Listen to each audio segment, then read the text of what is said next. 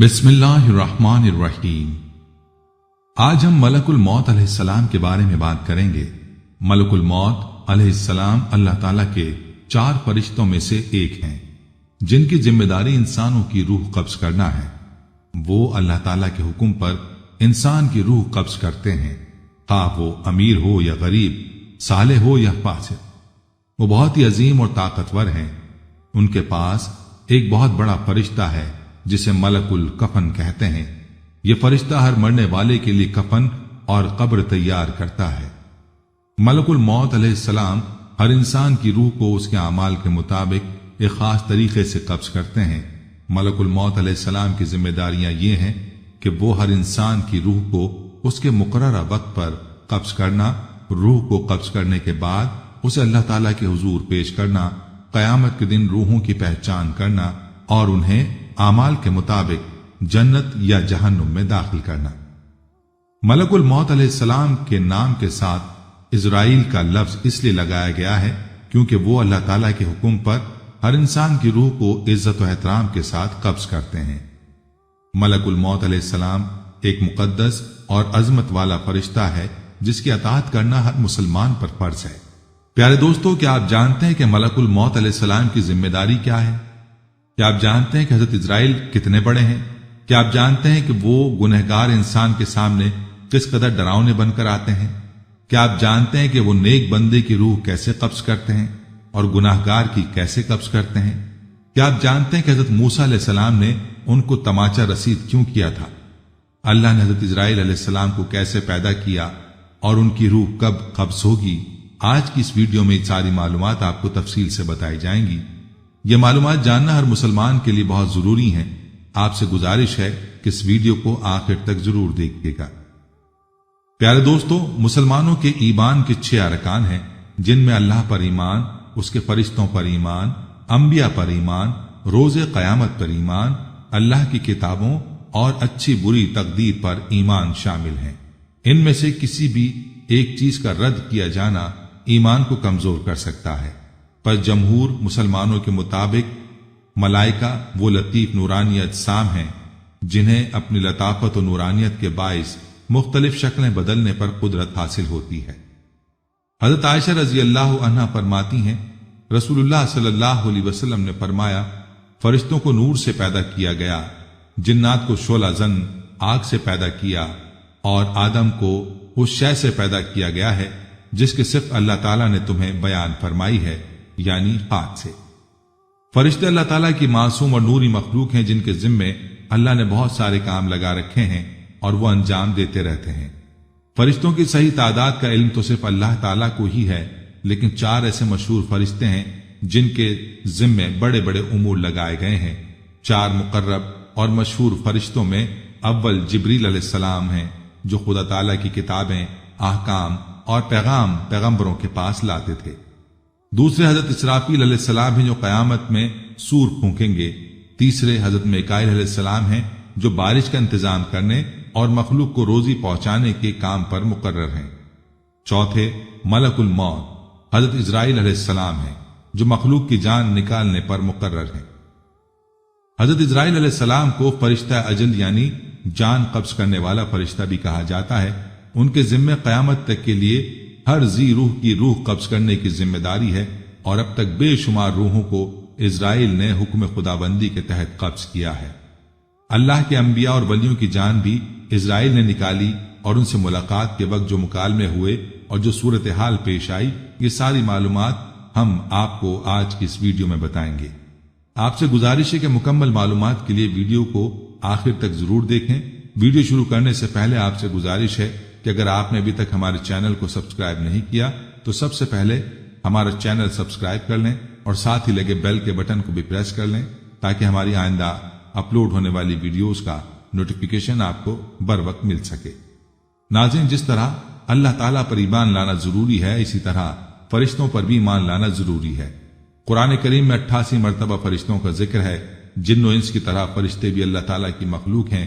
जैसा कि अल्लाह ताला इरशाद फरमाता है, ये लोग कहते हैं कि खुदाए रहमान फरिश्तों की शक्ल में औलाद रखता है, बल्कि फरिश्ते तो अल्लाह के बंदे हैं जिन्हें इज्जत बख्शी गई है।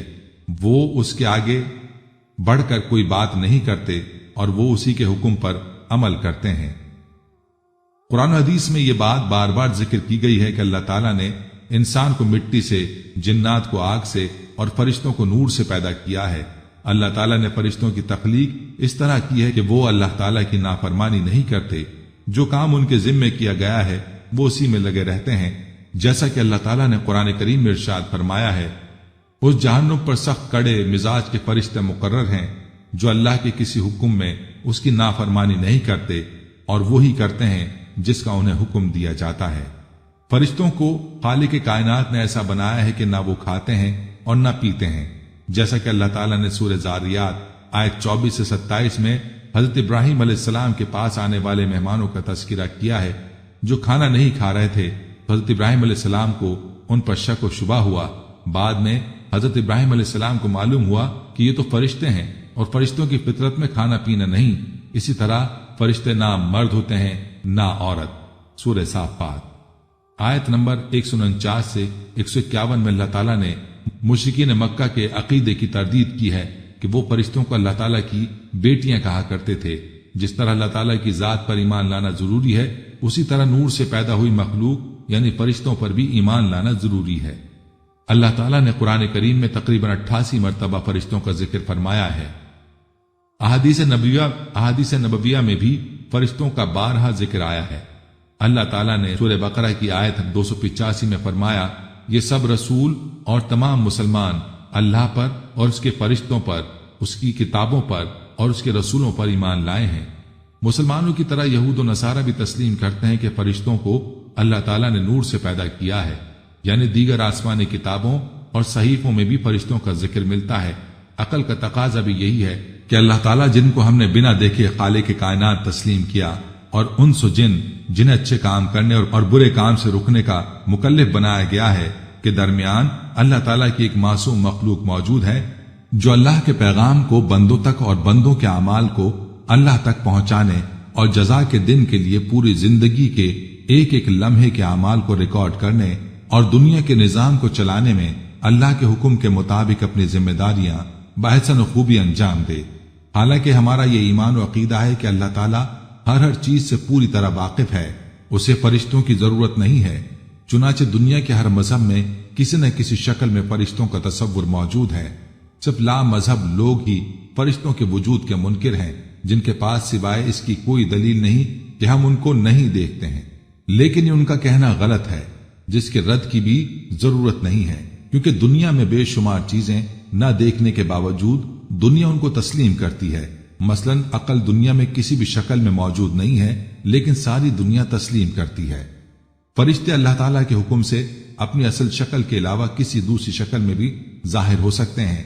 चुनाचे हजरत जिब्रील अलैहिस्सलाम कभी कभी किसी इंसानी शक्ल में आपके पास तशरीफ लाते और अल्लाह ताला का पैगाम आपको पहुंचा देते थे। ऐसे मौके पर उमूमन हजरत जिब्रील अलैहिस्सलाम मशहूर सहाबी हजरत दहिया कल्बी रजी अल्लाह अन्हु की सूरत में तशरीफ लाया करते थे। हजरत जिब्रील अलैहिस्सलाम 3 मरतबा अपनी असल सूरत में तशरीफ लाए थे। एक नबुवत के बिल्कुल इब्तिदाई दौर में, दूसरी बार खुद हुजूर सल्लल्लाहु अलैहि वसल्लम ने हजरत जिब्रील अलैहिस्सलाम से उनकी असल सूरत में देखने की ख्वाहिश जाहिर फरमाई थी, और तीसरी मरतबा मेराज के मौके पर। हजरत इब्राहिम, हजरत मरियम और हजरत लूत अलैहिस्सलाम के किस्सों में भी कुरान करीम में मज़कूर है कि फरिश्ते इंसानी शक्ल में उनके पास आए थे। हजरत उमर फारूक रजी अल्लाह अन्हु से मरवी है कि हजरत जिब्राइल अलैहिस्सलाम नबी अकरम के पास एक आदमी की शक्ल में तशरीफ लाए थे, जबकि आप सहाबाए किराम के दरमियान तशरीफ फरमा थे, और हजरत जिब्रील अलैहिस्सलाम ने लोगों की तालीम और तरबियत के लिए ईमान, इस्लाम और एहसान के मुतालिक सवाल किए थे। फरिश्तों की तादाद अल्लाह ताला के अलावा कोई नहीं जानता। अल्लाह ताला फरमाता है, तुम्हारे परवरदिगार के लश्कर को अल्लाह के अलावा कोई नहीं जानता। सूरह मुदस्सिर आयत 31। नाज़रीन, चंद फरिश्तों के नाम का तज़किरा कुरान हदीस में मौजूद है। कुरान करीम में 3 जगह पर हजरत जिब्रील अलैहिस्सलाम का तज़किरा सराहत के साथ आया है। बाज आयात मसलन सूरह तकवीर 20 और सूरह नजम 5 और 6 में हजरत जिब्रील अलैहिस्सलाम का तज़किरा उनके नाम के बगैर वारिद हुआ है। सूरह बकरा की आयत नंबर 98 में हजरत जिब्रील अलैहिस्सलाम और हजरत मिकाईल अलैहिस्सलाम दोनों का तज़किरा मौजूद है। حضرت اسرافیل اور حضرت اسرائیل علیہ السلام کے نام کا تذکرہ تو قرآن میں موجود نہیں، لیکن ان کی ذمہ داری کو قرآن کریم میں بیان کیا گیا ہے۔ نیز احادیث اور تاریخی کتابوں میں کثرت سے ان دونوں فرشتوں کا ذکر موجود ہے۔ جہنم کے داروغہ حضرت مالک کا ذکر سورہ زخرف آیت 77 میں ہے۔ صحیح بخاری کی حدیث میں ہے کہ فرشتوں کی ایک جماعت دن کے وقت انسانوں کی حفاظت پر مامور ہے، دوسری جماعت رات کے وقت ان کی حفاظت کرتی ہے۔ ابو داؤد کی ایک روایت حضرت علی رضی اللہ عنہ سے مروی ہے کہ یہ فرشتے مختلف حادثات سے انسانوں کی حفاظت کرتے ہیں، البتہ جب اللہ تعالیٰ کا حکم ہی یہ ہو کہ کسی شخص کو تکلیف میں مبتلا کیا جائے تو یہ فرشتے وہاں سے ہٹ جاتے ہیں۔ بعض فرشتے انسان کے اچھے اور برے اعمال لکھتے ہیں، جن کو کرامن کاتبین کہتے ہیں۔ ان فرشتوں کے متعلق اللہ تعالیٰ ارشاد فرماتا ہے، حالانکہ تم پر کچھ نگراں فرشتے مقرر ہیں جو معزز لکھنے والے، جو تمہارے سارے کاموں کو جانتے ہیں۔ نیز فرمان الہی ہے، اس وقت بھی جب اعمال کو لکھنے والے دو فرشتے لکھ رہے ہوتے ہیں، ایک دائیں جانب اور دوسرا بائیں جانب بیٹھا ہوتا ہے، انسان کوئی لفظ زبان سے نکال نہیں پاتا مگر اس پر ایک نگراں متعین ہوتا ہے، ہر وقت لکھنے کے لیے تیار۔ کچھ فرشتے عرش الہی کو اٹھائے ہوئے ہیں۔ اللہ تعالیٰ کا ارشاد ہے، وہ فرشتے جو عرش کو اٹھائے ہوئے ہیں اور جو اس کے گرد موجود ہیں، وہ سب اپنے پروردگار کی حمد کے ساتھ اس کی تسبیح کرتے رہتے ہیں۔ اسی طرح فرمان الہی ہے، فرشتے اس کے کنارے پر ہوں گے اور تمہارے پروردگار کے عرش کو اس دن 8 فرشتے اپنے اوپر اٹھائے ہوئے ہوں گے۔ فرشتوں کی ایک جماعت درود و سلام کو نبی اکرم تک پہنچانے پر مقرر ہے، نسائی اور ابو داؤد۔ کچھ فرشتے دنیا میں گھومتے رہتے ہیں اور جہاں اللہ تعالیٰ کا ذکر ہوتا ہے، بعض و نصیحت ہوتی ہے، قرآن کریم یا دینی علوم پڑھے یا پڑھائے جاتے ہوں، ایسی مجلسوں میں وہ حاضر ہوتے ہیں تاکہ جتنے لوگ اس مجلس میں اور اس نیک کام میں شریک ہیں ان کی شرکت کی اللہ تعالیٰ کے سامنے گواہی دیں۔ دنیا میں جو فرشتے کام کرتے ہیں ان کی صبح و شام میں تبدیلی ہوتی ہے۔ نماز فجر کے وقت رات والے فرشتے آسمانوں پر چلے جاتے ہیں اور دن میں کام کرنے والے آ جاتے ہیں، اور عصر کی نماز کے بعد دن والے فرشتے چلے جاتے ہیں، رات میں کام کرنے والے فرشتے آ جاتے ہیں۔ فرشتوں کی ایک جماعت ہمیشہ اللہ تعالیٰ کی تسبیح و تقدیس میں بھی مشغول رہتی ہے۔ جس طرح دنیا میں بیت اللہ کا طواف کیا جاتا ہے، اسی طرح آسمانوں پر اللہ کا گھر ہے جس کو بیت المعمور کہا جاتا ہے، اس کا فرشتوں کی ایک جماعت ہر وقت طواف کرتی رہتی ہے۔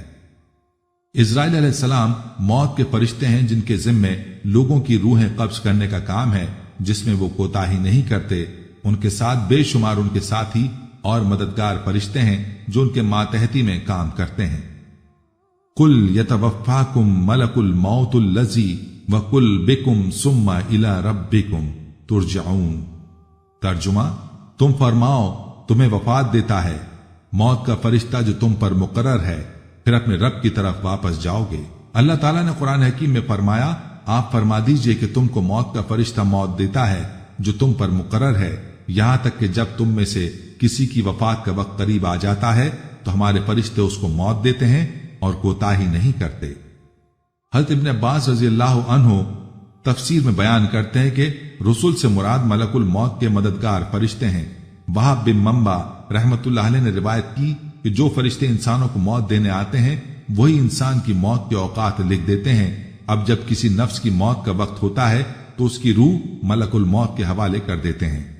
دوستو، جب اللہ تعالیٰ نے حضرت آدم علیہ السلام کو بنانے کے لیے مٹی منگوائی تھی تو تب سب فرشتے ناکام ہوئے تھے، بس حضرت اسرائیل علیہ السلام ہی وہ کام کر پائے تھے۔ حضرت ابو ہریرہ رضی اللہ عنہ نے روایت کی کہ جب اللہ تعالیٰ نے حضرت آدم علیہ السلام کو پیدا کرنے کا ارادہ فرمایا تو عرش اٹھانے والے فرشتوں میں سے ایک کو بھیجا کہ زمین سے کچھ مٹی لے آؤ۔ جب فرشتہ مٹی لینے کے لیے آیا تو زمین نے فرشتے سے کہا، میں تجھے اس ذات کی قسم دیتی ہوں جس نے تجھے میرے پاس بھیجا ہے، میری مٹی تو نہ لے جاتا کہ کل اسے آگ میں جلنا پڑے۔ جب وہ اللہ کی بارگاہ میں پہنچا تو اس نے دریافت کیا کہ مٹی کیوں نہیں لائے؟ فرشتے نے زمین کا جواب سنا دیا کہ اے مولا، اس نے تیری عظمت کا واسطہ دلایا تو میں نے اسے چھوڑ دیا۔ تو اللہ تعالیٰ نے دوسرے فرشتے کو بھیجا، اس کے ساتھ بھی یہی معاملہ ہوا، حتیٰ کہ ملک الموت علیہ السلام کو بھیجا، زمین نے اس کو بھی یہی جواب دیا تو آپ نے فرمایا، اے زمین، جس ذات نے مجھے تیری طرف بھیجا ہے وہ تجھ سے زائد اطاعت اور فرمانبرداری کے لائق ہے، میں اس کے حکم کے سامنے تیری بات کیسے مان سکتا ہوں؟ چنانچہ آپ نے زمین کے مختلف حصوں سے تھوڑی تھوڑی مٹی لی اور بارگاہ ایزدی میں حاضر ہوئے تو اللہ تعالیٰ نے اس کو جنت کے پانی سے گوندھا تو وہ کیچڑ ہو گئی۔ پھر اللہ تعالیٰ نے اس سے آدم علیہ السلام کو پیدا کیا۔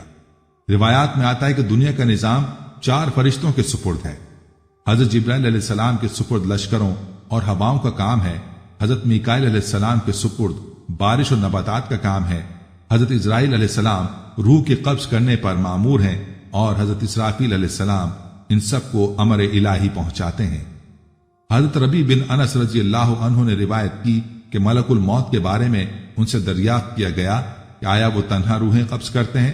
تو انہوں نے فرمایا کہ ملک الموت کے مددگار ہیں اور متبع ہیں، اور وہ ان کے قائد ہیں، اور ملک الموت کا ایک قدم مشرق سے مغرب تک ہے، اور مومنین کی روحیں سدرہ کے پاس ہوتی ہیں۔ ابن عباس رضی اللہ عنہ نے فالمدبرات امرا کی یہ تفسیر روایت کی ہے کہ اس سے مراد وہ فرشتے ہیں جو ملک الموت کے ساتھ میت کے پاس قبض روح کے وقت حاضر ہوتے ہیں۔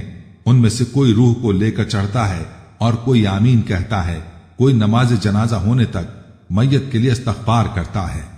حضرت اکرمہ رضی اللہ عنہ نے وقیل من راق کی یہ تفسیر روایت کی ہے کہ ملک الموت علیہ السلام کے مددگار فرشتے ایک دوسرے سے کہتے ہیں کہ اس شخص کی روح کو قدم سے لے کر ناک تک کون چڑھائے گا؟ ناظرین، خزرج نے کہا کہ میں نے رسول اللہ صلی اللہ علیہ وسلم کو ایک میت کے پاس دیکھا کہ آپ صلی اللہ علیہ وسلم ملک الموت سے خطاب فرما رہے تھے کہ اے ملک الموت، میری ساتھی کے ساتھ نرمی کرو کیونکہ وہ مومن ہے۔ تو ملک الموت نے جواب دیا کہ آپ کی آنکھیں ٹھنڈی ہوں اور دل خوش ہو، میں تو ہر مومن پر نرمی کرتا ہوں۔ اے محمد صلی اللہ علیہ وسلم، کہ میں جب آدمی کی روح قبض کرتا ہوں تو چیخنے والے چیختے ہیں، تو میں کہتا ہوں بخدا ہم نے اس پر ظلم نہیں کیا، نہ اس کو ہم نے وقت سے پہلے موت دی اور ہم نے اس کو موت دے کر کوئی گناہ نہیں کیا۔ تو اگر اللہ تعالیٰ کے کیے پر راضی ہو تو مستحق اجر ہوگے، ورنہ لائق عذاب، اور ہم کو تو بار بار آنا ہی ہے، اس لیے ڈرتے رہو۔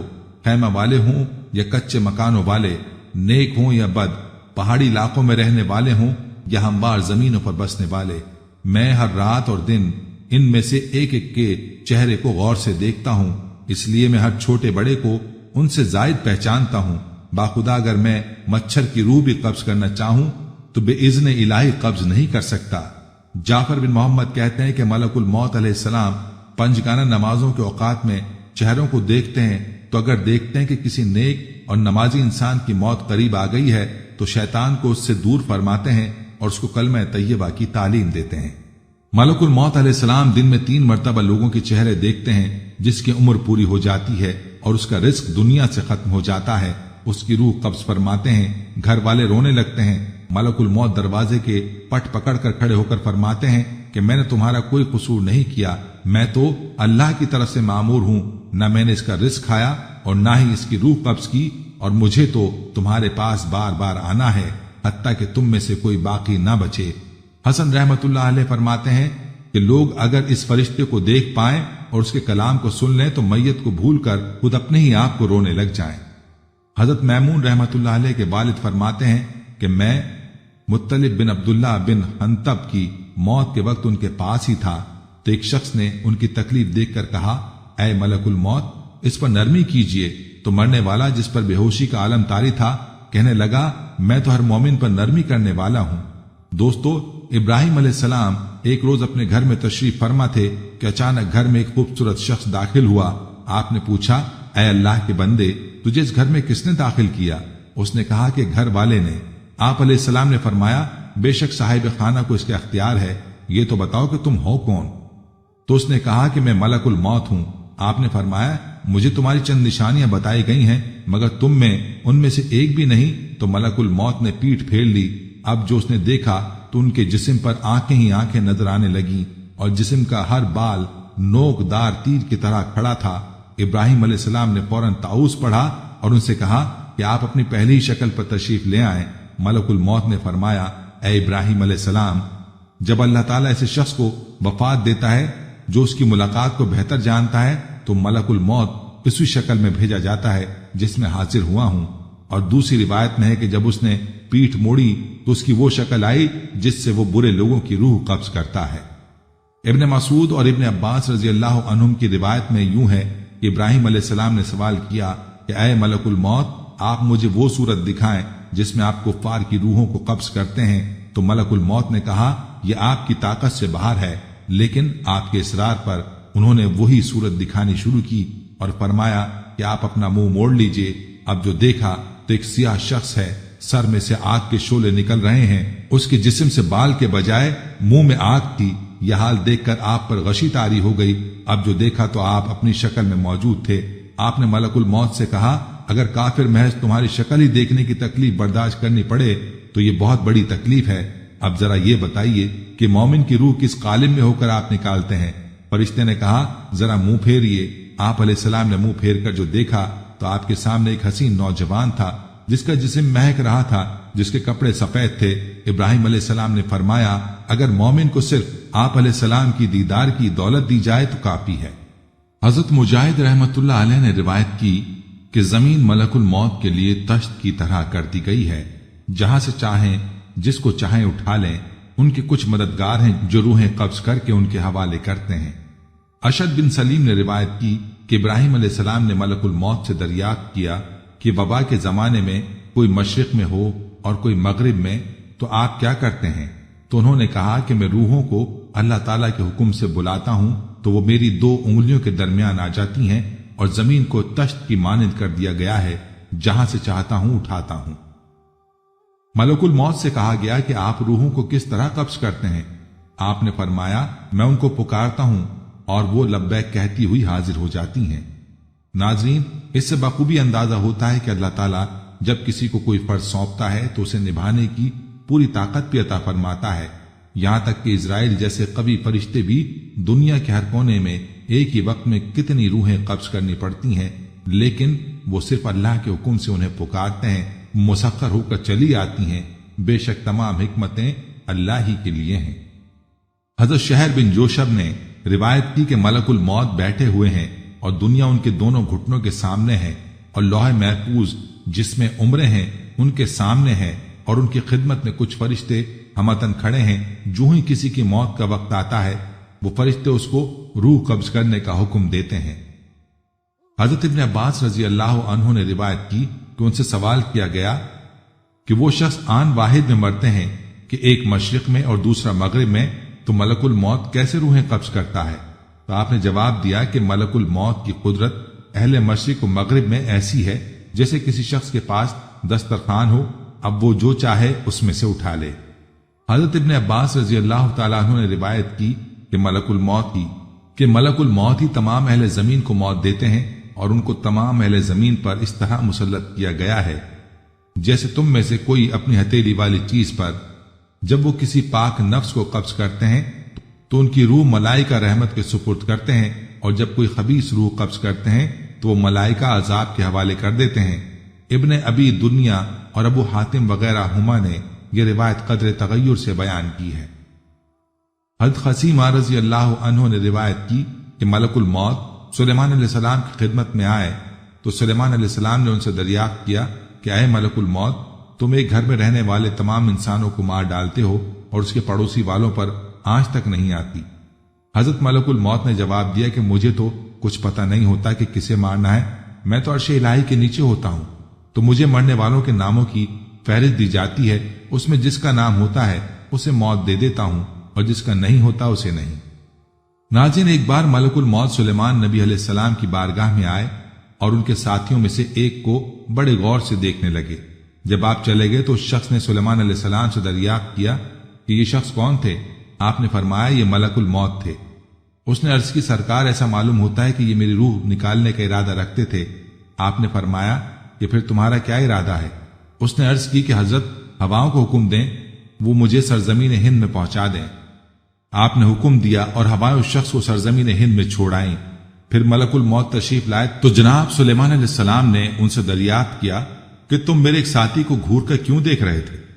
उन्होंने जवाब दिया कि हजरत, मैं उस पर ताज्जुब कर रहा था कि मुझे हुक्म दिया गया कि मैं इसकी रूह को हिंद में कब्ज करूं और ये आपके पास बैठा है, कैसे हिंद पहुंचेगा?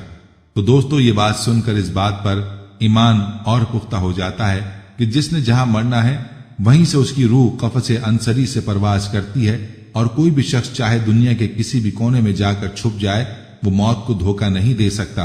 बेशक कुल्लु नफ्सिन ज़ाइक़तुल मौत, حضرت ابن عباس رضی اللہ عنہ نے روایت کی کہ ایک فرشتے نے اجازت چاہی کہ وہ ادریس علیہ السلام کے پاس جائے، چنانچہ وہ ان کی خدمت میں آیا اور سلام کیا۔ ادریس علیہ السلام نے اسے دریافت کیا کہ کیا آپ کا ملک الموت سے بھی کچھ تعلق ہے؟ اس نے کہا جی ہاں، وہ میرے بھائی ہیں۔ ادریس علیہ السلام نے پوچھا کیا مجھے ان سے کچھ فائدہ پہنچوا سکتے ہو؟ فرشتے نے جواب دیا اگر آپ چاہتے ہیں کہ موت آگے پیچھے ہو جائے تو یہ ناممکن ہے، البتہ میں ان سے کہوں گا کہ وہ موت کے وقت آپ پر نرمی کریں۔ چنانچہ فرشتے نے ادریس علیہ السلام کو اپنے بازوؤں پر بٹھایا اور آسمان پر پہنچایا۔ یہاں ملک الموت سے ملاقات ہوئی۔ فرشتے نے کہا مجھے آپ سے ایک کام ہے۔ ملک الموت نے فرمایا مجھے آپ کی غرض معلوم ہے، آپ ادریس کے بارے میں بات کرنا چاہتے ہیں، ان کا نام تو زندوں سے مٹ چکا ہے، اب ان کی زندگی کا آدھا لمحہ باقی ہے۔ چنانچہ جناب ادریس علیہ السلام فرشتوں کے بازوؤں ہی میں انتقال کر گئے۔ حضرت جابر بن زید نے روایت کی کہ ملک الموت پہلے لوگوں کو بلا کر بلا کسی درد و مرض کے وفات دیتے تھے تو لوگ ان کو کوسا کرتے تھے۔ چنانچہ آپ نے بارگاہ خدا بندی میں شکوہ کیا تو اللہ تعالیٰ نے امراض کو پیدا کر دیا۔ اب لوگ کہتے ہیں کہ فلاں بیماری کے باعث مر گیا، ملک الموت کا کوئی نام نہیں لیتا۔ موت برحق ہے تو پھر موت سے ڈرنا کیسا؟ ایک ہجرت ہی تو ہے، نقل مکانی ہی تو ہے۔ ناظرین، خالق کائنات اللہ رب العزت نے ہر جاندار کے لیے موت کا وقت اور جگہ متعین کرتی ہے، اور موت ایسی شے ہے کہ دنیا کا کوئی بھی شخص خواہ وہ کافر ہو یا فاجر، حتیٰ کہ دہریہ ہی کیوں نہ ہو، موت کو یقینی مانتا ہے۔ اگر کوئی موت پر شک و شبہ بھی کرے تو اسے بے وقوفوں کی فہرست میں شمار کیا جاتا ہے، کیونکہ بڑی بڑی مادی طاقتیں اور مشرق سے مغرب تک قائم ساری حکومتیں موت کے سامنے عاجز و بے بس ہو جاتی ہیں۔ موت بندوں کو ہلاک کرنے والی، بچوں کو یتیم کرنے والی، عورتوں کو بیوہ بنانے والی، دنیاوی ظاہری سہاروں کو ختم کرنے والی، دلوں کو تھرانے والی، آنکھوں کو رلانے والی، بستیوں کو اجاڑنے والی، جماعتوں کو منتشر کرنے والی، لذتوں کو ختم کرنے والی، امیدوں پر پانی پھیرنے والی، ظالموں کو جہنم کی وادیوں میں جھلسانے والی اور متقیوں کو جنت کے بالا خانوں تک پہنچانے والی شے ہے۔ موت نہ چھوٹوں پر شفقت کرتی ہے، نہ بڑوں کی تعظیم کرتی ہے، نہ دنیاوی چودھریوں سے ڈرتی ہے، نہ بادشاہوں سے ان کے دربار میں حاضری کی اجازت دیتی ہے۔ جب بھی حکم خدا بندی ہوتا ہے تو تمام دنیاوی رکاوٹوں کو چیرتی اور پھاڑتی ہوئی مطلوب کو حاصل کر لیتی ہے۔ موت نہ نیک صالح لوگوں پر رحم کھاتی ہے، نہ ظالموں کو بخشتی ہے۔ اللہ تعالیٰ کے راستے میں جہاد کرنے والوں کو بھی موت اپنے گلے لگا لیتی ہے، اور گھر بیٹھنے والوں کو بھی موت نہیں چھوڑتی۔ اخروی ابدی زندگی کو دنیاوی فانی زندگی پر ترجیح دینے والے بھی موت کے آغوش میں سو جاتے ہیں، اور دنیا کے دیوانوں کو بھی موت اپنا لقمہ بنا لیتی ہے۔ موت آنے کے بعد آنکھ دیکھ نہیں سکتی، زبان بول نہیں سکتی، کان سن نہیں سکتے، ہاتھ پیر کام نہیں کر سکتے۔ موت نام ہے روح کا بدن سے تعلق ختم ہونے کا، اور انسان کا دار پانی سے دار بقا کی طرف کوچ کرنے کا۔ ترقی یافتہ سائنس بھی روح کو سمجھنے سے قاصر ہے، حالانکہ اللہ تعالیٰ نے قرآن کریم میں واضح طور پر اعلان فرما دیا ہے روح صرف اللہ کا حکم ہے۔ موت پر انسان کے اعمال کا رجسٹر بند کر دیا جاتا ہے، اور موت پر توبہ کا دروازہ بند اور جزا و سزا کا وقت شروع ہو جاتا ہے۔ حضور اکرم صلی اللہ علیہ وسلم نے ارشاد فرمایا اللہ تعالیٰ بندے کی توبہ قبول کرتا ہے یہاں تک کہ اس کا آخری وقت آ جائے۔ ہم ہر روز، ہر گھنٹہ، بلکہ ہر لمحہ اپنی موت کے قریب ہوتے جا رہے ہیں۔ سال، مہینے اور دن گزرنے پر ہم کہتے ہیں ہماری عمر اتنی ہو گئی، لیکن حقیقت یہ ہے کہ یہ ایام ہماری زندگی سے کم ہو گئے۔ موت ایک مصیبت بھی ہے، جیسا کہ اللہ تعالیٰ فرماتا ہے اور وہیں تمہیں موت کی مصیبت پیش آ جائے۔ سورہ المائدہ آیت 106۔ اللہ تعالیٰ نے اپنے کلام کی متعدد آیات میں موت اور اس کی حقیقت کو بیان کیا ہے، جن میں سے چند آیات پیش خدمت ہیں۔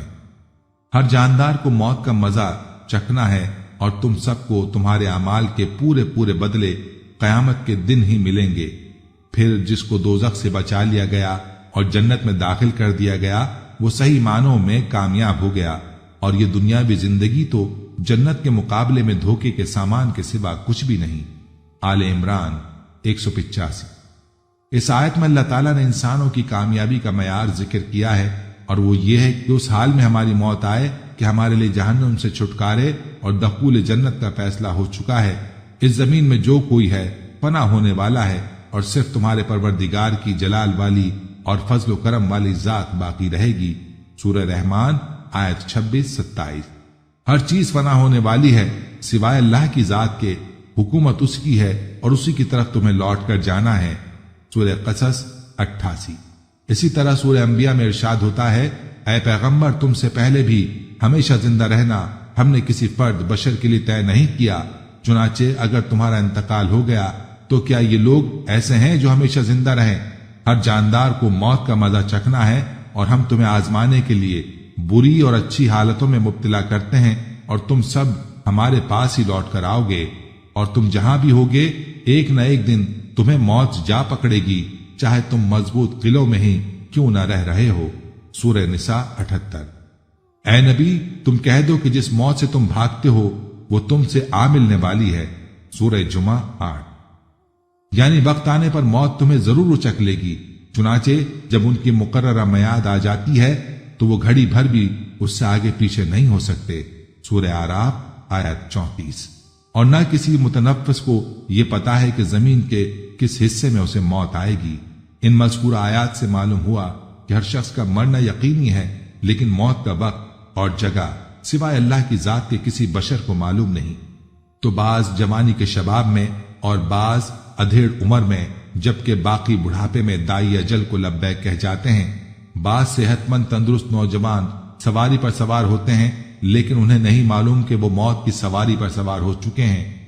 یہی دنیاوی فانی وقتی زندگی اخروی ابدی زندگی کی تیاری کے لیے پہلا اور آخری موقع ہے، جیسا کہ اللہ تعالیٰ فرماتا ہے، یہاں تک کہ جب ان میں سے کسی پر موت آ کھڑی ہوگی تو وہ کہے گا، اے میرے پروردگار مجھے واپس بھیج دے تاکہ جس دنیا کو میں چھوڑ آیا ہوں اس میں جا کر نیک اعمال کروں۔ ہرگز نہیں، یہ تو بس ایک بات ہے جو وہ کہہ رہا ہے۔ اب ان سب مرنے والوں کے پیچھے ایک برزخ ہے جب تک وہ دوبارہ اٹھائے جائیں۔ لہذا ضروری ہے کہ ہم افسوس کرنے یا خون کے آنسو بہانے سے قبل اس دنیاوی فانی زندگی میں ہی اپنے مولا کو راضی کرنے کی کوشش کریں، تاکہ ہماری روح ہمارے بدن سے اس حال میں جدا ہو کہ ہمارا خالق و مالک و رازق ہم سے راضی ہو۔ آج ہم صرف فانی زندگی کے عارضی مقاصد کو سامنے رکھ کر دنیاوی زندگی گزارتے ہیں، اور دنیاوی زندگی کے عیش و آرام اور وقتی عزت کے لیے جد و جہد کرتے ہیں۔ لہذا آئیے دنیا کو دنیا کے پیدا کرنے والے کی ہی زبانی سمجھیں، اور یہ دنیاوی زندگی تو جنت کے مقابلے میں دھوکے کے سامان کے سوا کچھ بھی نہیں۔ سورہ آل عمران آیت 185۔ دنیاوی زندگی کا فائدہ آخرت کے مقابلے میں کچھ بھی نہیں مگر بہت تھوڑا۔ سورہ توبہ آیت 38۔ کہہ دو کہ دنیا کا فائدہ تو تھوڑا سا ہے، اور جو شخص تقوی اختیار کرے اس کے لیے آخرت میں کہیں زیادہ بہتر ہے، اور تم پر ذرہ برابر بھی ظلم نہیں ہوگا۔ سورہ نساء آیت 77۔ اور یہ دنیاوی زندگی کھیل کود کے سوا کچھ بھی نہیں، اور حقیقت یہ ہے کہ دار آخرت ہی اصل زندگی ہے، اگر یہ لوگ جانتے ہوتے۔ سورہ عنکبوت آیت 64۔ لوگوں کے لیے ان چیزوں کی محبت خوشنما بنا دی گئی ہے جو ان کی نفسانی خواہش کے مطابق ہوتی ہے، جیسے عورتیں، بچے، سونے چاندی کے لگے ہوئے ڈھیر، نشان لگائے ہوئے گھوڑے، چوپائے اور کھیتیاں، یہ سب دنیاوی زندگی کا سامان ہے۔ سورہ آل عمران آیت 14۔ اس کا مطلب ہرگز یہ نہیں کہ ہم دنیاوی زندگی کو نظر انداز کر کے رہبانیت اختیار کر لیں، بلکہ مقصد یہ ہے کہ اللہ کے خوف کے ساتھ دنیاوی فانی زندگی گزاریں اور اخروی زندگی کی کامیابی کو ہر حال میں ترجیح دیں۔ الحمدللہ ہم ابھی بقید حیات ہیں، اور موت کا فرشتہ ہماری جان نکالنے کے لیے کب آ جائے معلوم نہیں۔ حضور اکرم صلی اللہ علیہ وسلم نے ارشاد فرمایا، 5 امور سے قبل 5 امور سے فائدہ اٹھایا جائے، بڑھاپا آنے سے قبل جوانی سے، مرنے سے قبل زندگی سے، مرنے سے قبل زندگی سے، کام آنے سے قبل خالی وقت سے، غربت آنے سے قبل مال سے، بیماری سے قبل صحت سے۔ لہذا ہمیں توبہ کر کے نیک اعمال کی طرف سبقت کرنی چاہیے۔ اللہ تعالیٰ فرماتا ہے، اور اے مومنو تم سب اللہ کے سامنے توبہ کرو تاکہ تم کامیاب ہو جاؤ۔ سورہ نور آیت 31۔ کہ کہہ دو، اے میرے وہ بندو جنہوں نے اپنی جانوں پر زیادتی کر رکھی ہے، یعنی گناہ کر رکھے ہیں، اللہ کی رحمت سے مایوس نہ ہو، یقین جانو اللہ سارے کے سارے گناہ معاف کر دیتا ہے، یقیناً وہ بہت بخشنے والا بڑا مہربان ہے۔ سورہ زمر آیت 53۔ قیامت کے دن کسی انسان کا قدم اللہ تعالیٰ کے سامنے سے ہٹ نہیں سکتا یہاں تک کہ وہ 5 سوالات کا جواب دے دے۔ زندگی کہاں گزاری، جوانی کہاں لگائی، مال کہاں سے کمایا یعنی حصول مال، مال کے اسباب حلال تھے یا حرام، مال کہاں خرچ کیا یعنی مال سے متعلق اللہ اور بندوں کے حقوق ادا کیے یا نہیں، علم پر کتنا عمل کیا۔ حضور اکرم صلی اللہ علیہ وسلم نے ارشاد فرمایا، لذتوں کو ختم کرنے والی موت کو کثرت سے یاد کیا کرو۔ ناظرین، پہلے زمانے میں جب ملک الموت، موت والا فرشتہ لوگوں کے پاس آتا تھا تو وہ اس کو دیکھتے تھے۔ چنانچہ ملک الموت حضرت موسیٰ علیہ السلام کے پاس انسانی شکل میں آیا اور کہا، اپنے رب کی بات قبول کرو اور روح قبض کرنے دو۔ حضرت موسیٰ علیہ السلام نے اسے تھپڑ مارا اور ملک الموت کی آنکھ پھوٹ گئی۔ چنانچہ صحیح بخاری اور صحیح مسلم میں اس واقعے کو بیان کیا گیا ہے۔ اور حضرت ابو ہریرہ رضی اللہ تعالی عنہ کہتے ہیں کہ رسول کریم صلی اللہ علیہ وسلم نے فرمایا، جب حضرت موسیٰ ابن عمران علیہ السلام کی موت کا وقت قریب آیا، ان کے پاس موت کا فرشتہ اسرائیل علیہ السلام آیا اور کہا کہ اپنے پروردگار کی طرف سے پیغام اجل قبول فرمائیے، یعنی آپ کی روح قبض کرنے کا وقت آن پہنچا ہے تو تیار ہو جائیے۔ حضور صلی اللہ علیہ وسلم نے فرمایا، حضرت موسیٰ علیہ السلام نے یہ سن کر فرشتہ موت کو تماچا رسید کر دیا جس سے ان کی آنکھ پھوٹ گئی۔ حضور صلی اللہ علیہ وسلم نے فرمایا، موت کا فرشتہ دربار الہی میں واپس گیا اور عرض کیا کہ پروردگار، تو نے مجھے روح قبض کرنے کے لیے اپنے ایک ایسے بندے کے پاس بھیجا جو موت نہیں چاہتا، اور یہ کہ اس نے میری آنکھ بھی پھوڑ دی ہے۔ حضور صلی اللہ علیہ وسلم نے فرمایا، اللہ تعالیٰ نے فرشتہ موت کی شکایت سن کر اس کی آنکھ درست کر دی اور یہ حکم دیا کہ میرے بندے موسیٰ علیہ السلام کے پاس دوبارہ جاؤ اور ان کو میرا یہ پیغام پہنچاؤ کہ کیا تم طویل زندگی چاہتے ہو؟ اگر تم طویل زندگی چاہتے ہو تو کسی بیل کی کمر پر ہاتھ یا دونوں ہاتھ رکھ دو، تمہارے اس ہاتھ کے دونوں ہاتھ کے نیچے جتنے بال آ جائیں گے ان میں سے ہر ایک بال کے عوض تمہاری زندگی میں 1 سال کا اضافہ ہو جائے گا۔ فرشتے نے دوبارہ حاضر ہو کر حضرت موسیٰ علیہ السلام کو اللہ تعالیٰ کا یہ پیغام سنایا تو انہوں نے کہا کہ اس طویل زندگی کا بھی آخری نتیجہ موت ہی ہے، تو پھر وہ آج ہی کیوں نہ آ جائے۔ میں اسی وقت موت کے آغوش میں جانے کے لیے تیار ہوں، لیکن میری یہ دعا ضرور ہے کہ رب کریم تدفین کے لیے مجھے ارض مقدس یعنی بیت المقدس کے قریب کر دے، اگرچہ ایک پھینکے ہوئے پتھر کے بقدر ہو۔ اس کے بعد رسول اکرم صلی اللہ علیہ وسلم نے صحابہ کو مخاطب کر کے فرمایا کہ اگر میں بیت المقدس کے قریب ہوتا تو تمہیں حضرت موسیٰ علیہ السلام کی قبر کا نشان دکھا دیتا جو ایک راستے کے کنارے پر سرخ پیلے کے قریب ہے۔ بخاری و مسلم۔ ایسا کیوں ہوا؟ اس بارے میں ابن بطال رحمہ اللہ لکھتے ہیں کہ اصل میں اللہ تعالیٰ نے فرشتے کو حضرت موسیٰ علیہ السلام کے امتحان کے لیے بھیجا تھا، نہ کہ موت کے لیے۔ امام نووی رحمہ اللہ نے اس حدیث کی شرح میں اس کی مختلف وجوہات تحریر فرمائی ہیں۔ ایک وجہ یہ بیان فرمائی کہ در حقیقت اس میں تھپڑ کھانے والے فرشتے کا امتحان تھا، یعنی اللہ تعالیٰ کے مقدس انبیاء کرام علیہم السلام کی روح قبض کرتے ہوئے پہلے اجازت لی جاتی ہے، یوں جا کر براہ راست روح کی حوالگی کا مطالبہ نہیں کیا جاتا، اور اللہ تعالیٰ جس کا چاہے امتحان لیتے ہیں اور جو چاہیں اپنی مخلوق میں پیدا فرما دیتے ہیں۔ ایک اور توجہ یہ بیان کی گئی کہ ملک الموت جب انسانی شکل میں آیا اور اس نے روح قبض کرنے کی بات کی تو پہلے حضرت موسیٰ علیہ السلام نے اسے پہچانا ہی نہیں اور اسے انسان سمجھتے ہوئے اپنے دفاع میں اسے تھپڑ مار دیا۔ اور یہ ضابطہ ہے کہ جب فرشتہ یا جن انسانی شکل میں متشکل ہو تو اس میں اتنی ہی جان ہوتی ہے جو ایک طاقتور انسان میں ہو سکتی ہے، لہذا ملک الموت حضرت موسیٰ علیہ السلام کے تھپڑ کی تاب نہ لا سکے۔ رب کریم مجھے ارض مقدس کے قریب کر دے۔ حضرت موسیٰ علیہ السلام نے آخری وقت میں یہ دعا اس لیے کی کہ وہ بیت المقدس کے قریب دفن ہونا چاہتے تھے، اور اس زمانے میں وہی جگہ سب جگہوں سے افضل و اشرف تھی، کیونکہ یہ انبیاء کا مدفن اور یہ مزارات کی جگہ تھی۔ ہو سکتا ہے کہ مذکورہ واقعے کے وقت حضرت موسیٰ علیہ السلام میدان طیہ صحرائے سینا میں ہوں گے، لہٰذا انہوں نے آخری وقت میں بیت الرب یعنی بیت المقدس کی قربت کی خواہش ظاہر کی، اور اس خواہش کی شدت کو ظاہر کرنے کے لیے کہا کہ چاہے یہاں سے وہ قربت اتنے کم فاصلے کے برابر ہی کیوں نہ ہو جو ایک پھینکا ہوا پتھر طے کرتا ہے۔ نیز انہوں نے بیت المقدس کے قریب دفن ہونے کی خواہش ظاہر تو کی، لیکن بیت المقدس کے اندر دفن ہونے کی خواہش کا اظہار نہیں کیا۔ انہیں یہ خوف تھا کہ اگر میں نے بیت المقدس میں دفن ہونے کی کوشش کی تو میری قبر بہت مشہور اور زیارت گاہ خلائق ہو جائے گی، اور ہو سکتا ہے کہ لوگ اس کی وجہ سے کتنے فتنے اور برائی میں مبتلا ہو جائیں گے۔ بعض محققین نے لکھا کہ حدیث میں جس سرخ ٹیلے کا ذکر ہے وہ ایک بستی اریحا کے قریب ہے، اور بستی میدان تیہ کے سب سے قریب وادی مقدس کا علاقہ ہے۔ جب حضرت موسیٰ علیہ السلام کی خدمت میں موت کا فرشتہ حاضر ہوا، وہ انسانی شکل و صورت میں تھا۔ حضرت موسیٰ علیہ السلام اس کو دیکھ کر پہچان نہ سکے کہ یہ موت کا فرشتہ ہے اور میری روح قبض کرنے آیا ہے۔ ان کو یہ ناگوار گزرا کہ ایک اجنبی شخص بغیر اجازت کے کیوں ان کی خلوت قدا میں گھس آیا ہے۔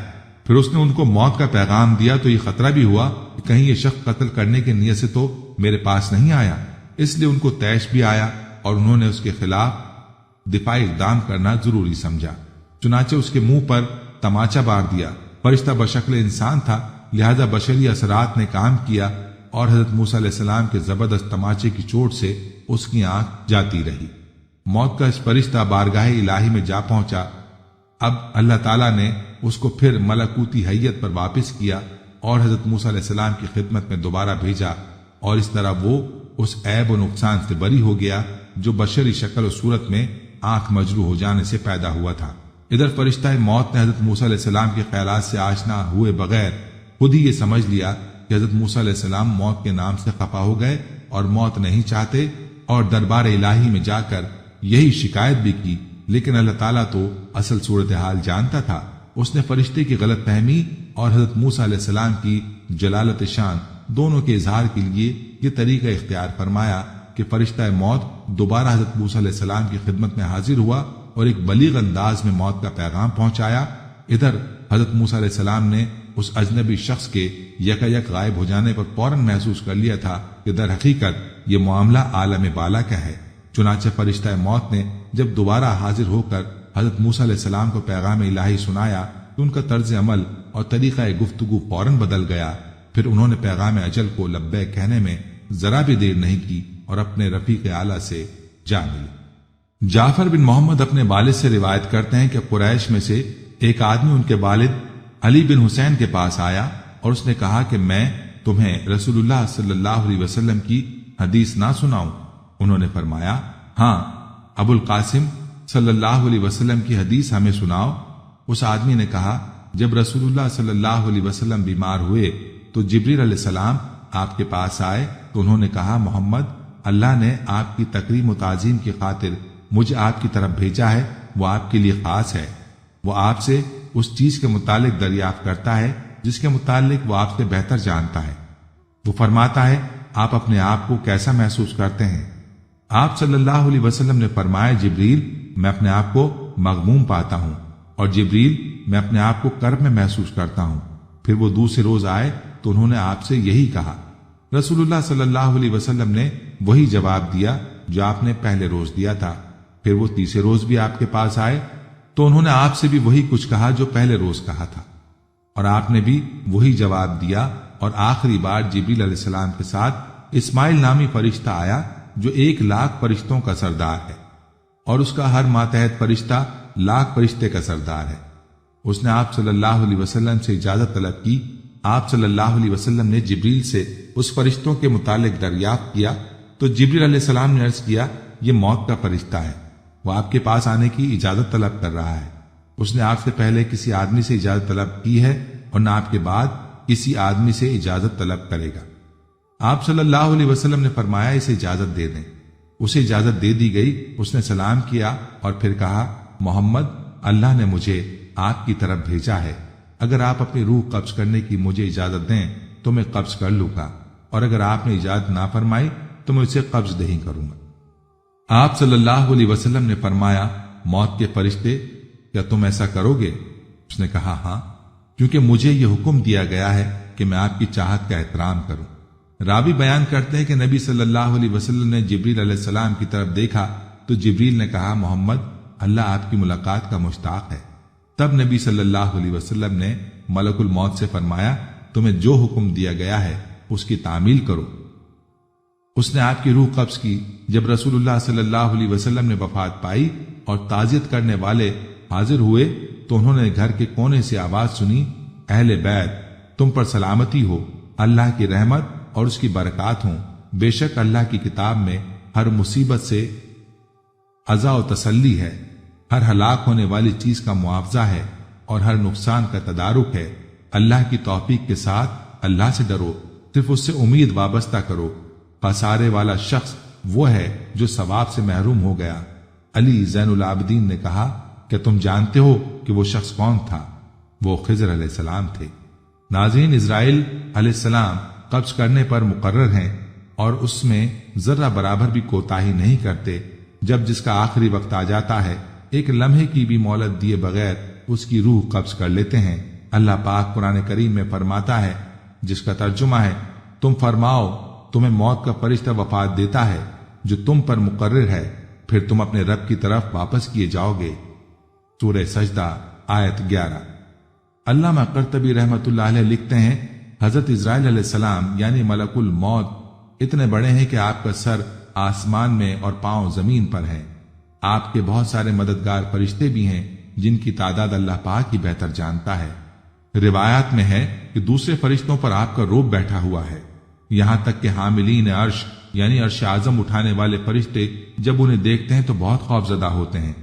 حضرت ملک الموت علیہ السلام کی عمر بہت لمبی ہے۔ حضرت محمد بن قعب قرظی رحمۃ اللہ علیہ فرماتے ہیں، سب سے آخر میں یعنی جب زمین و آسمان والی مخلوق یہاں تک کہ حضرت جبریل علیہ السلام اور میکائیل اور عرش اٹھانے والے فرشتے بھی موت کا ذائقہ چکھ لیں گے، اس وقت حضرت ملک الموت علیہ السلام کو موت آئے گی۔ اللہ پاک انہیں فرمائے گا، یا ملک الموت، اے موت کے فرشتے تو بھی مر جا۔ یہ سن کر حضرت ملک الموت علیہ السلام ایک زوردار چیخ ماریں گے اور وفات پا جائیں گے۔ ناظرین، یہ تھی ہماری آج کی ویڈیو۔ امید ہے کہ آپ کو ہماری آج کی یہ ویڈیو ضرور پسند آئی ہوگی۔ اگر ویڈیو پسند آئی ہے تو اس کو لائک کریں اور اپنے پیاروں اور دوستوں کے ساتھ شیئر ضرور کریں۔ کمنٹس میں آپ ہمیں بتائیں کہ آپ اور کن موضوعات پر ویڈیو دیکھنا چاہتے ہیں۔ اس کے ساتھ ساتھ آپ کمنٹس میں ہم سے سوالات بھی پوچھ سکتے ہیں، لیکن یہ سب کرنے سے پہلے ہمارے چینل کو سبسکرائب کریں اور بیل کے بٹن کو بھی پریس کر لیں تاکہ ہماری آنے والی مزید معلوماتی ویڈیوز کا نوٹیفیکیشن آپ کو بر وقت مل سکے اور آپ علم کے اس خزانے سے مستفید ہو سکیں۔ اب ملاقات ہوگی آنے والی ویڈیو میں، تب تک کے لیے خدا آپ کا حامی و ناصر ہو۔ فی امان اللہ۔ بندے، ہم تیرے عاجز بندے تیری پاکی بیان کرتے ہیں اور تیرے آگے دعا کے لیے ہاتھ پھیلاتے ہیں۔ ہماری خطاؤں کو معاف فرما، ہمارے گناہوں کو معاف فرما۔ اے اللہ، ہم اپنے اگلے پچھلے صغیرہ کبیرہ چھوٹے بڑے سبھی گناہوں، خطاؤں اور نافرمانیوں کی تجھ سے معافی مانگتے ہیں۔ اے اللہ، اے رب العزت، ہم اپنے گناہوں سے توبہ کرتے ہیں، ہماری توبہ قبول کر لے۔ اے پاک پروردگار، ہم سب کو سچا اور پکا مسلمان بنا دے، ہم سب کو اسلام پر استقامت نصیب فرما دے، ہمیں کامل اور پختہ ایمان والا بنا۔ اے پاک پروردگار، تمام مسلمانوں کو خواب غفلت سے بیدار کر دے۔ اے اللہ، ہمارے دین اسلام کی حفاظت فرما، مسلمانوں کو دین و دنیا میں عزت عطا فرما۔ اے عرش مولا کے مالک، اے حکمت والے، اے کائنات کے رب، ہمارے دلوں کو گمراہ ہونے سے بچا، جس طرح سے پہلی قومیں گمراہ ہوئی ہیں اور جس طرح سے پہلی قوموں نے اپنے انبیاء کی نافرمانی کی ہے۔ اے اللہ، تو ہمیں ایسی نافرمانی سے بچا۔ اے اللہ، تو ہمیں ان عذابوں سے بچا جو تو نے پچھلی قوموں پر نازل کیے ہیں۔ اے اللہ، تو ہمیں ان تمام گناہوں سے بچا جن گناہوں میں پچھلی قومیں مبتلا ہوئی ہیں۔ اے مولا کریم، تو ہماری حفاظت فرما ہر اس فعل سے جو تیری ناراضگی اور تیرے غضب کا سبب بنا۔ اے اللہ، ہماری زندگی کو اپنی چاہت کے مطابق ڈھال دے، ہمیں صرف اور صرف نیکی کی توفیق عطا فرما، ہم نیکی کی باتوں کو سننے والے بن جائیں اور ان پر عمل کرنے والے بن جائیں، اور نیکی کی باتوں کو پھیلانے کی ہمیں توفیق عطا فرما۔ اے اللہ، یہ دور فتنے کا دور ہے، امت کے اندر ہر طرح کے گناہ پائے جاتے ہیں، تو ہمارے حال پر رحم فرما اور ہمیں گناہوں سے بچنے کی توفیق عطا فرما۔ اے اللہ، تو کریم ہے، تو رحیم ہے، تو رحمان ہے، تو غفور الرحیم ہے، تو ہمارے گزشتہ گناہوں کو معاف فرما دے اور آئندہ کے لیے ہمیں گناہوں سے بچنے کی توفیق عطا فرما۔ اے اللہ، ہمارے تن من، ہمارے دل کو، دماغ کو، روح کو، جسم کو پاکیزہ بنا دے۔ ہمارے دلوں پر لگے زنگ کو، ہمارے دلوں پر جمی گندگی اور میل کو اپنی رحمت سے دھو ڈال۔ اے اللہ، ہمیں اپنے عذاب اور رسوائی سے بچا۔ اے پاک پروردگار، تمام مسلمانوں کی افلاس، سستی اور غفلت سے حفاظت فرما۔ یا اللہ، اسلام کا بول بالا فرما، اسلام کا جھنڈا بلند فرما۔ اے اللہ، کل امت محمدیہ کو حشر کی رسوائی سے پناہ عنایت فرما۔ اے اللہ، ہم سے راضی ہو جا، ہمیں شیطان اور نفس کے شر سے بچا۔ اے پاک پروردگار، ہمارے قدموں کو صراط مستقیم پر قائم رہنے والا بنا دے۔ ہم پر اپنی خاص رحمت نازل فرما اور اپنے قہر و غضب سے بچا لے۔ اے اللہ، ہمیں ان لوگوں کی صحبت عطا فرما جو کہ تیرے پسندیدہ بندے ہوں، اور ہمیں تجھ سے قریب کر دیں، جو تیری یاد دلاتے رہیں اور ہمارے ایمان میں اضافے کا سبب بنے، اور ہماری نیکی کے سفر کی منزل جنت ہو اور تیری رضا کا حصول ہو۔ اے اللہ، ہمیں وہ طاقت نہ دے جس سے ہم دوسروں کو کمزور کر دیں، ہمیں وہ دولت نہ دے جس کی خاطر ہم دوسروں کو غریب سمجھیں، ہمیں وہ علم نہ دے جسے ہم اپنے سینے میں چھپا کر رکھیں، ہمیں وہ بلندی نہ دے کہ ہمیں پستی میں کچھ نظر نہ آئے، ہمیں وہ سب کچھ دے جو ہم دوسروں میں بانٹ سکیں اور سب کے برابر ہو جائیں۔ اے پاک پروردگار، کوئی کام آسان نہیں مگر تو جسے آسان کر دے، اور جب تو چاہتا ہے مشکل کو آسان کر دیتا ہے۔ یا اللہ، جتنے بھی مسلمان بہن بھائی مشکل میں ہیں، ان کی مشکلات کو آسان فرما دے۔ یا اللہ، ہمیں کبھی بھی کسی بھی حالات میں مشکلوں اور پریشانیوں میں، خوشیوں میں، راحتوں میں کبھی بھی اکیلا مت چھوڑنا۔ اے پاک پروردگار، ہماری کوشش یہی ہے کہ ہم نیکی کی بات کو پھیلائیں تاکہ تمام انسان ان گناہوں سے خود کو بچا سکیں جن گناہوں کی وجہ سے گزشتہ قوموں پر عذاب نازل ہوئے۔ اے مولا کریم، نیکی کی ان باتوں کو پھیلانے میں تو ہماری مدد و نصرت فرما، اور ہمیں نیکی کی باتوں کو پھیلانے کی توفیق عطا فرما۔ اے اللہ، نیکی کی باتوں کو پھیلانے کی ہماری اس کوشش کو قبول فرما، اور ہماری اس کاوش کو ہماری نجات کا ذریعہ بنا۔ یا اللہ، ہماری ان تمام حاجات کو، ہماری ان تمام دعاؤں کو جو ہمارے لبوں سے ادا ہوئیں یا جو ہمارے دلوں میں ہیں، اپنے حضور شرف قبولیت عطا فرما۔ ہمیں اپنے در سے خالی ہاتھ نہ لوٹانا، ہماری جھولی کو بھر دینا۔ اے تمام جہانوں کے مالک، دنیا سے رخصت ہوتے وقت ہماری زبان پر کلمہ طیبہ جاری فرمانا، اور قیامت کے دن ہمیں اپنے عرش کے سائے میں جگہ عطا فرمانا۔ آمین آمین آمین یا رب العالمین۔